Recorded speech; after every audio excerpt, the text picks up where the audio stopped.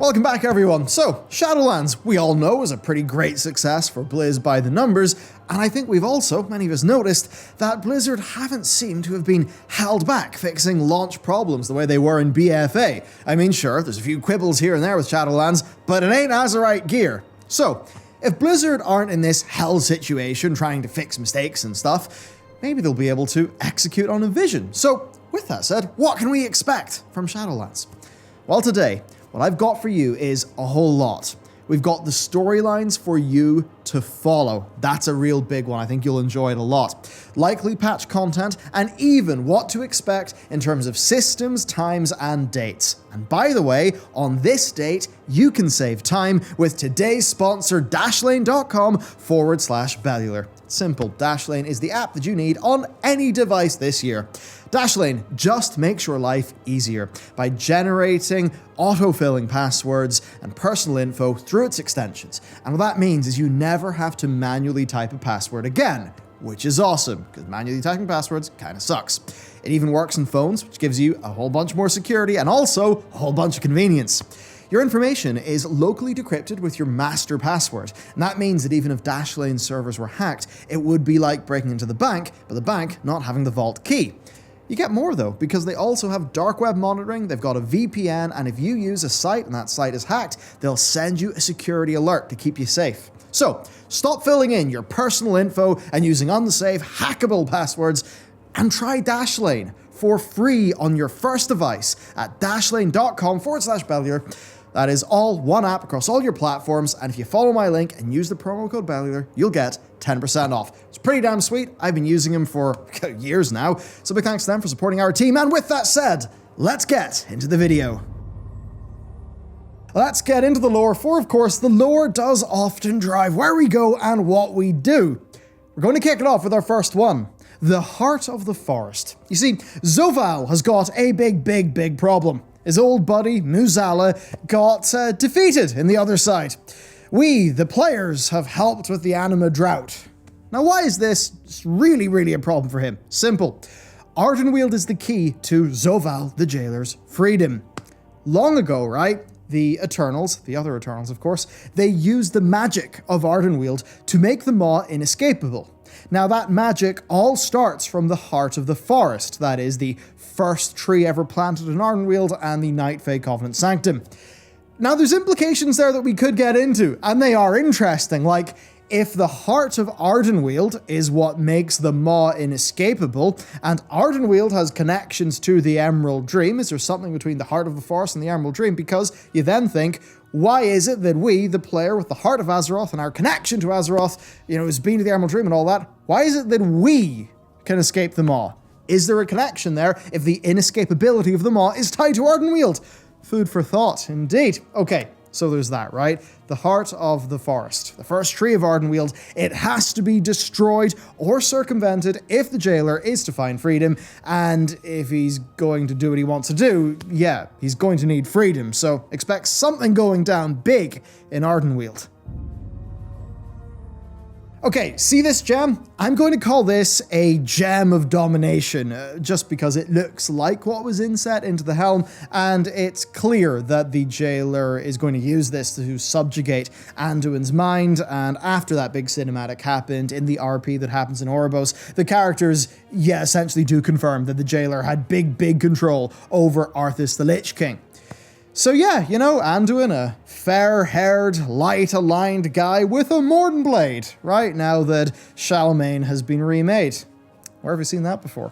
Okay, he's not the Lich King, obviously, but it's clear that the jailer has similar-ish plans for Anduin, right, for some sort of mortal vessel. Why? Well, Anduin is powerful in the light. That could be something. And maybe the jailer knows that owning the mind of Azeroth's single most powerful political leader is a good idea, right? Now this is all mixed in, of course, with another moral fork in the road for Sylvanas, and that's all also going on at the same time that we've seen Uther rejoin the plot after so very long. And with it being quite clear now that Arthas was not in full control, Blizzard making that crystal clear, and now with his mentor being poised for a major character arc, one that is essentially based on him wanting, is it vengeance? Is it justice? If it's justice that feels too good, maybe it is vengeance. That was kind of what they were going for in Afterlives. So with all that stuff, I'm going to say, get ready for big Lich King-ish things going on. Will we see a Draenor Saurfang 2, right? Just that this time it's Varian Rin's own son. Or maybe when we find the soul of Saurfang, he will find himself looking at, he'll literally find himself in Varian's old shoes, right? If you think back to Icecrown. Maybe Uther will be able to forgive Arthas, sparking a path of redemption there. You really could argue, actually, that both Sylvanas and Arthas are being set up for redemption arcs. And while I no way think they will both get redemption arcs, and I think that would be not really how the story should go, I'm definitely curious to see what that reunion could be like. We know, of course, Arthas is in the Maw, so that is absolutely possible. The Brokers, we just did a full lore video on them, and man, stuff is spooky there. Orbos's new arrivals are, they're already drawing skepticism from its weird automaton locals who follow their purpose and serve the Arbiter and all of that stuff, so they're a bit suspicious of them. We then found out in that video that they're hunting for the sepulchre, whatever, that the jailer is hunting for, right? That's spooky. Then there's Venari, who I think, like Legion's Locust Walker, is clearly a character with a lot more going on than we know right now. I'm not going to repeat the entire Broker lore video here, you will have to watch it, but suffice to say, Blizzard have teased a whole bunch with them. There is then one other big thing, and this could come into any form of Ardenweald storyline, but of course you do have Tyrande, the Night Warrior, and her humongous beef that she has with Sylvanas. That's something I think is absolutely going to play out in this expansion. The last place we saw Tyrande was when she, ran away to hunt down Sylvanas and left us to our own devices in Torghast. So she is there, completely out for vengeance. She is, of course, a little bit more tied to the Night Fae because she was really featuring in the Night Fae Covenant campaign. So I would expect another one of the major plot lines of this expansion to be, Tyrande, Sylvanas, them having their clash. And I would expect if that does happen, it's going to be mixed in with either two plot lines, either number one with the various faction leaders one that we're seeing play out, or be a bit more Ardenwealdy, or of course, a blend of both. We've just covered a bunch of the very important, specific, well-established points of mystery. But now it's time for the big bit, right? Because our villain's whole plot is to defeat us and consume our planet's soul, right? And there's a few pieces to this puzzle. Number one is the jailer's freedom. Because, of course, as we just said, as long as Ardenweald locks him in the Maw, he's going to have to work through others. Speaking of which, right, we've got Sylvanas and we've got Anduin, plus one other guy, we'll get to him. Anduin will likely become an unwilling servant of the jailer. I think Sylvanas will actually do it and force him, but I think that is a decision that will weigh on her heavily, and I think she will actually, I actually think there could be a chance of Sylvanas betraying the jailer, just based on Blizzard, at least right now, hinting that she's a bit dismayed at a few things. Now, till then, and I say that, by the way, just her tone of voice and her facial expressions in the cinematic. Till then, both Anduin and Sylvanas, though, will be doing Team Death's bidding. So what's that actually going to look like? Well, now beyond striking at Ardenweald, there is the Sepulchre. And I think this is the big mystery box of this expansion, or at least one of them. Now that's a word that translates to a small room or monument cut in rock or built of stone in which a dead person is laid or buried. So what happened? Who is buried there, right? What does the power of that body mean to our characters? I think there's two options here, right? A first one, or an Eternal. Easy to get him confused. The Eternals, of course, are the group that includes the Winter Queen, the Primus, Soval, Archon, Denathrius, those guys, right? They seem to have been created by the first ones, whose name appears to have been quite literal indeed, and they basically set up the whole show. So, perhaps Zoval's betrayal, because we know that Zoval was imprisoned in the Maw because of some great betrayal, we don't know what it is yet, but perhaps it was the killing of another Eternal. Because at the end of the day, we know there's other realms of the Shadowlands out there, it's just they're not included in the launch content of Shadowlands. So he could have killed another Eternal, one that we don't know of.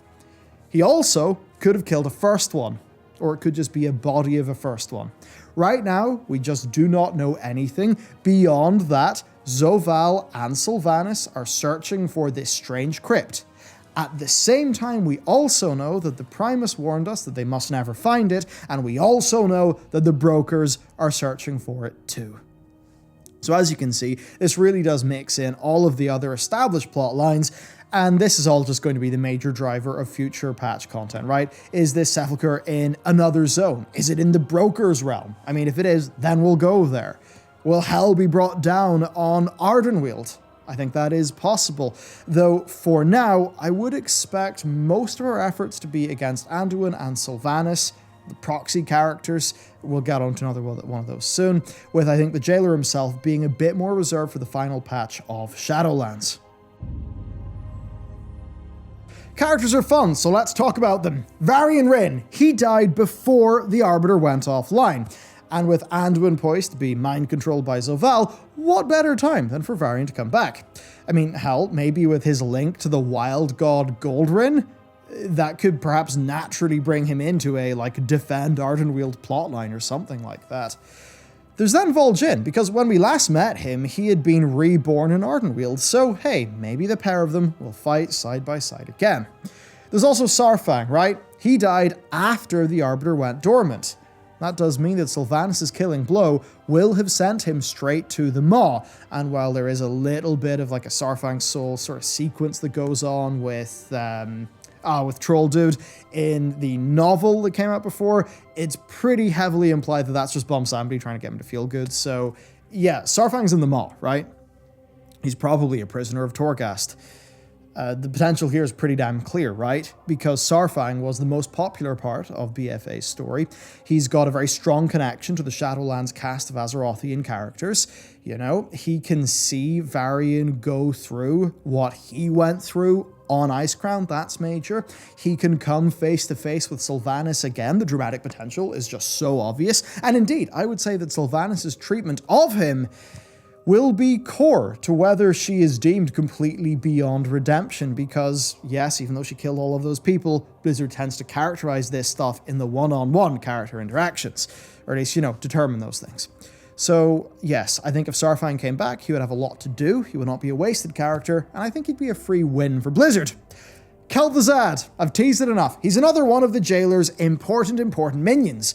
We actually don't know how long ago Kel'Thuzad was specifically recruited by the Jailer. It's actually possible that Kel'Thuzad, with the new canon, knew about the Jailer all the way back in Warcraft 3. That is possible, but of course, with his campaign against the Maldraxxi, as seen in the Covenant campaigns being essentially over, he, we presume, was returned to the Jailer, meaning we've got no idea where he's going to go next or what he's going to do. Just, we do know that, like with Sylvanas and potentially Anduin, he is one of the few ways that the Jailer can potentially, interfere with events outside of the Maw, so expect to see him back. Garrosh. Where is he? He appeared in Afterlife's Revendreth, so we know he's in Revendreth, right? I mean, just look at it. Totally looks like him, and it's even a callback to the front cover of the War Crimes novel. It's totally Garrosh. But that's all we know. So, was this merely a reference from Blizzard, or was it them teasing the future? Well, if it's anything like their other series of animated shorts that they do before expansions come out, then it was almost certainly a tease.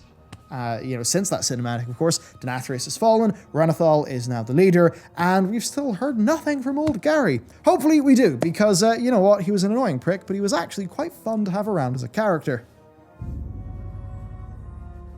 Okay, places to go. Let's talk about where Blizzard might actually take us. First, there's needed context. Legion brought us to a revamped existing landmass in the form of the Broken Shore, and then it brought us a large new set of content with Argus. BFA tried the same, just that it was its middle patch that brought us to new lands, while its final one is the one that reused existing areas.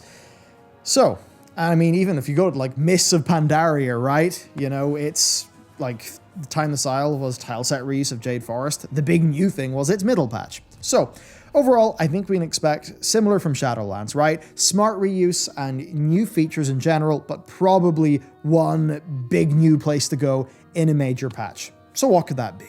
Well, one place to start is the one patch per covenant idea that many people have had, right? Many people seem to expect this, and if you look at somewhere like Ardenweald and you think about instanced content, then maybe you've realized that there's been less tileset reuse there than there has been in Revendreth, right? Which used the same tileset for 3 different instances. Now, does that mean that there's actually an Ardenweald raid coming? And if that's the case, could we then expect a Bastion raid and a Maldraxxus raid? I mean, especially with, Ardenweald being established in the lore as somewhere that the Jailer would love to destroy. You might think that's possible, but to be honest with you, I really don't think that Maldraxxus and Bastion are likely to be like super major focuses of patches. And I actually overall think it would be too predictable to just slowly work our way through each zone, 1 raid each. I don't think Blizzard will do that. Ultimately, I think they're going to do what they've done before. I think our next raid, like Nighthold or Dazara Lore, because it's the sort of similar, bit of the expansion, right? I think that will likely happen in an existing zone, and I think we'll then see world content additions and other things like what we've seen in past expansions. Maybe as well, more Torghast, more of the Maw, and potentially some new features. Beyond that, just the sheer unknown of Shadowlands does make things rather challenging because, it's the Shadowlands. It's an infinite span of stuff. Now, at the end of the Torghast questline, this is when we can make it real, Bolvar talks about how we must rally all the Covenants together before we strike at the Jailer. I think we'll have that mostly done by like patch 9.1.5, and then I think patch 9.2 will be the one to bring us to a new landmass. Right now, the only established other one is the Realm of the Brokers, because we know they come from a realm. We know next to nothing about it, and as we've covered in our Brokers video, we know there's a lot going on with the Brokers, so I would not be surprised if we travel to the homeworld of the Brokers. And that could be our home, realm. And that could be quite exciting. Imagine getting to see a fully teched out post-fall Koresh with the Ethereals. That would be exciting. We might see similar here.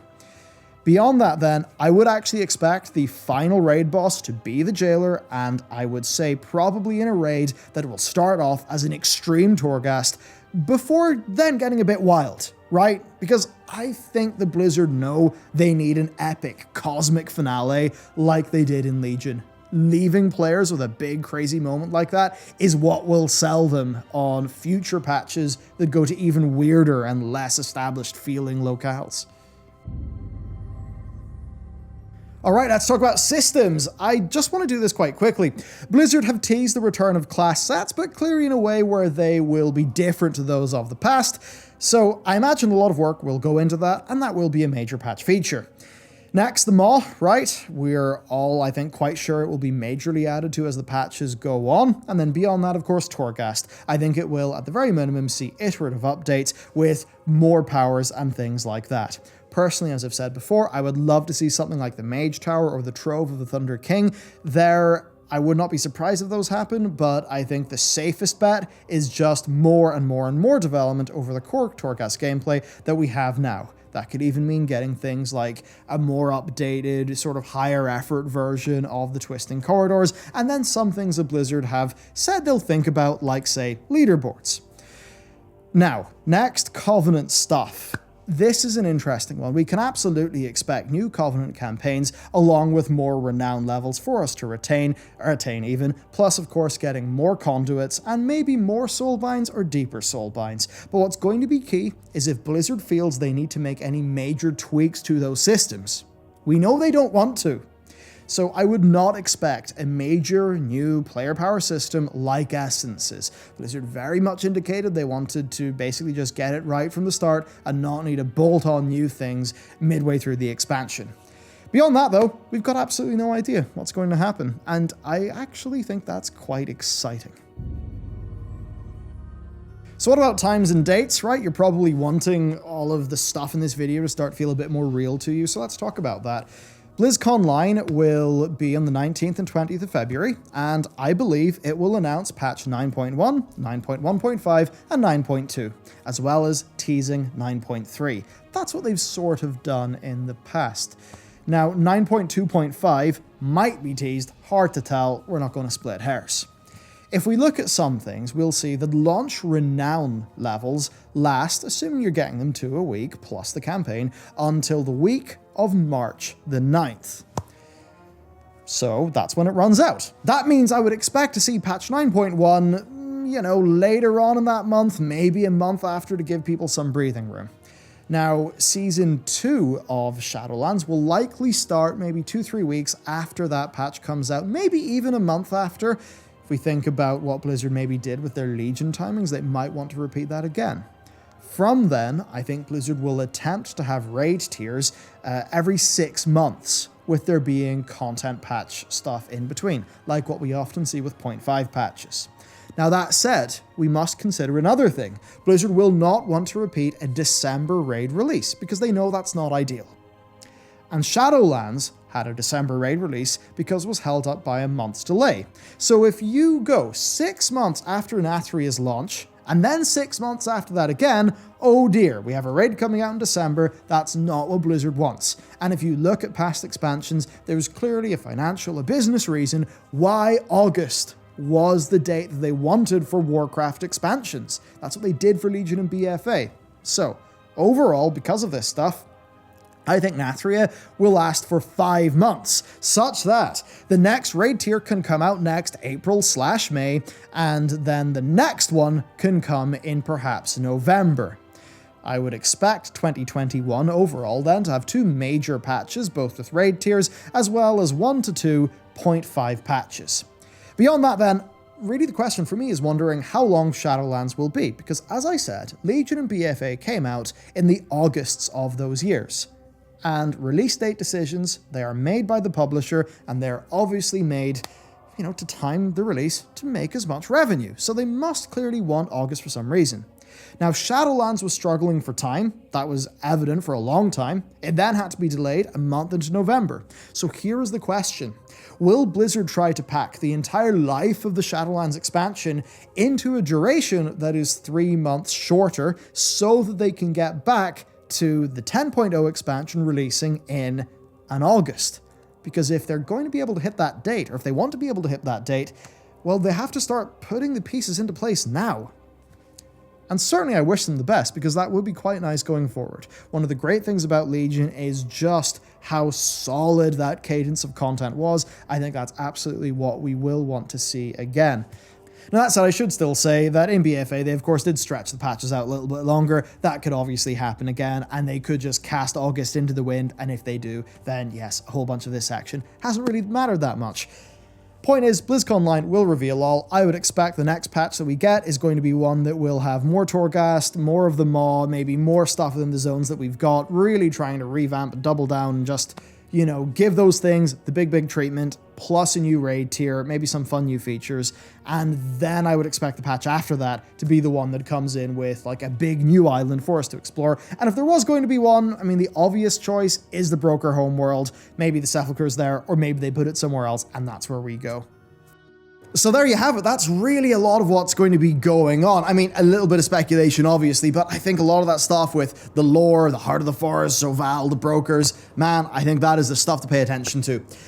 One thing, Valor points for PvE. I've seen so many people say they want that. Do you want that? Do you want VP for PvE content? Let me know in those comments, and when you're on your way down to those comments, do click on that Dashlane link and use that promo code. Seriously, I use Dashlane every day. Our business, our team, we use Dashlane to manage our passwords and keep safe and support our content for a good long while as well, and they're a real great sponsor to work with. So, big cheers to Dashlane, a big thank you to you for watching, and I will see you next time.